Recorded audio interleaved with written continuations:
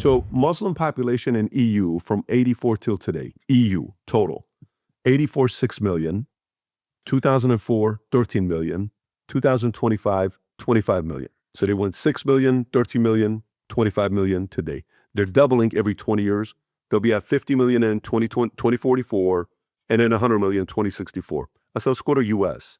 US 84, 1.2 million, 2004, 2.35 million, 2020, 24, today, 4.5 million. We're doubling every 20 years. We're at 4.5 million. Let's go to Canada. Canada, 450,000. Then they went to 600,000. Then they went to 1.8 million. They're 3xing every 20 years. So Canada's competing as well.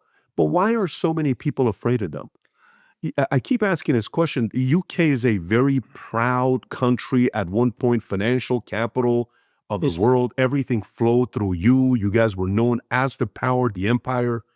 Why are they so afraid of this community that's completely destroying their identity? It's a mixture of things. It's a mixture of fear, but it also illustrates the power of political correctness. The power, and this is what Americans really need to get ready for.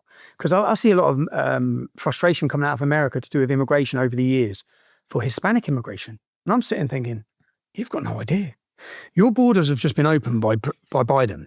It's changed. You had Mexican immigration for so many years. I wish we had Mexican immigration. Yeah? When the Polish come to the UK and people are moaning, I think, what are you moaning about? Well, because I'm from Luton. Yeah? They're hardworking. They're Catholic. They're family orientated. There'll be some teething problems like there were because my mum come from Ireland, but they will be proud in the end of their country and they will assimilate and integrate. But you have just allowed open border mass immigration to 8 million, 10 million, however many have come through your borders. And the numbers is the biggest problem. And you've now had Syrians, Somalians, Pakistanis, Afghanis, and all you have to do is just basics. Just look at the way they think in those countries, and don't take Tommy Robinson's opinion. Look at Pew Research, any of the top research things.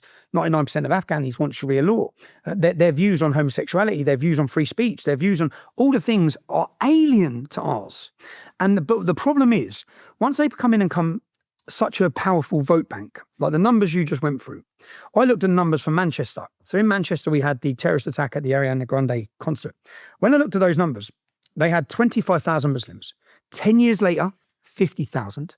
10 years later, 100,000. So you said they're doubling every 20 years, not in Manchester, every 10 years. Yeah. Now, 100,000, if that becomes 200,000, and 10 years later becomes 400,000, there's only 500,000 people live in that city. Now, 50% of the British public don't vote. 50% do not vote. They're disillusioned. That's us, the working class. We're fed up. Most people say they're not rich enough or poor enough for it to make a difference. But the Islamic community, and I can only talk from experience of Luton again, yeah? At the time, when I last looked at it, 2011, we had 19 mosques at that time. Now, the leader, the mosques have one leader. They come together as the Council of Mosques. That leader sits down with the Labour Party, your Democrat Party. They sit down and they do a deal for the vote. And they do agreements and they give them concessions and they agree things. And then from that one meeting, they get 40,000 votes. Now, when we were challenging, when we had Luton, we were challenging the council, we were challenging everything that's happening. And my leader of my council, her name was Hazel Simmons, she just looked at us when I went to meet and she said, there's not enough for you. Sit back. Well, we don't care. There's not enough for you. And that vote bank becomes so powerful. And the appeasement and the numbers as we talk about how big is the problem. If you look now, you've seen this whole thing blow up recently, first week of January, which was about the rape gang scandal. Yeah, I've done a 5-part series. As I said, we formed this organisation in Luton, the English Defence League. We challenged this extremist terrorist group. We followed them. That was our tactics, was to follow them, confront them, highlight them. When I started doing that, I visited towns and cities across the UK, and I had families crying. I mean, like some of the experiences I've had to meet one father in Blackpool. They took his daughter. I mean, literally, people's daughters are being taken across the country.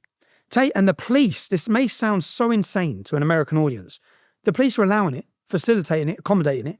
The government know, the police know, religious leaders know. There's a conspiracy. How is that possible, though? Because when you say that to the average person, they say, okay, what is the incentive? Yep. Is it a money play? Is it blackmail? No. Is there do they need to vote? It's not like they're voting. Are they good for the economy? A Pew Research 2021 report says that 41% of Muslims ages 16 to 64 are economically inactive, compared to 24.7% of overall population.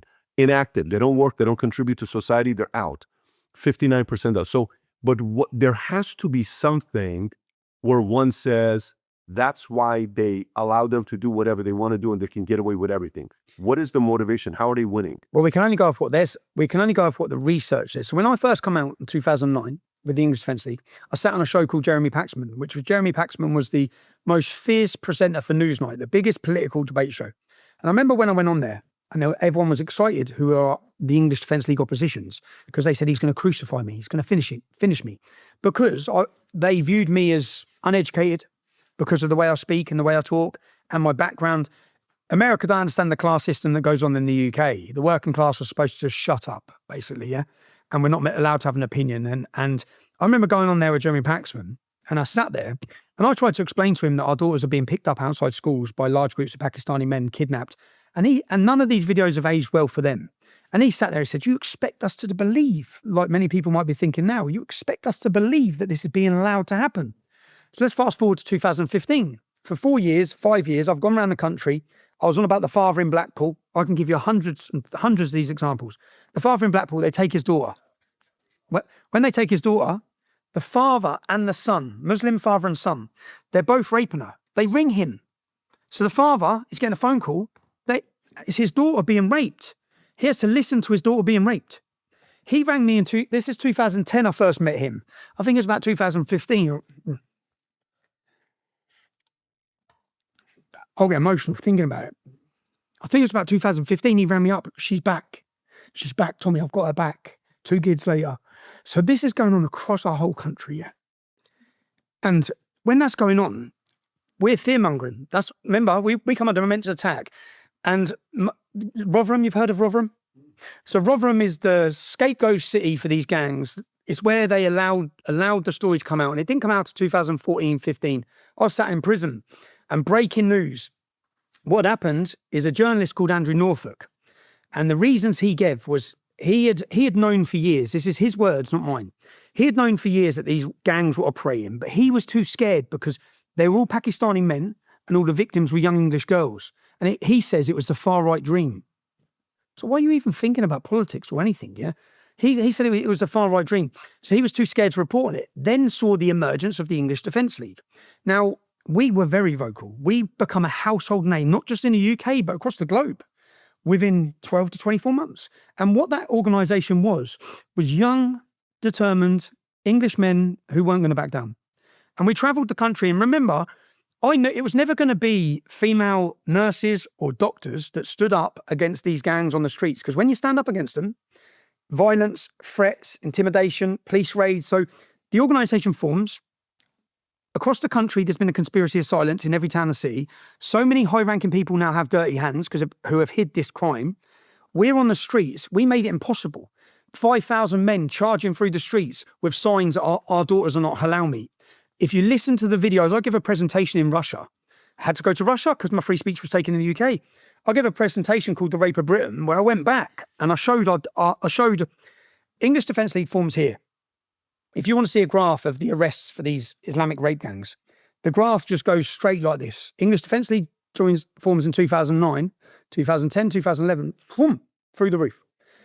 They could no longer hide it because the world's media were coming to our demonstrations. Our speeches about they're raping our daughters, they're taking our kids. Then Muslim pedos off our streets you've got five, whereas people had been whispering about Islam, it's too scared to talk about it.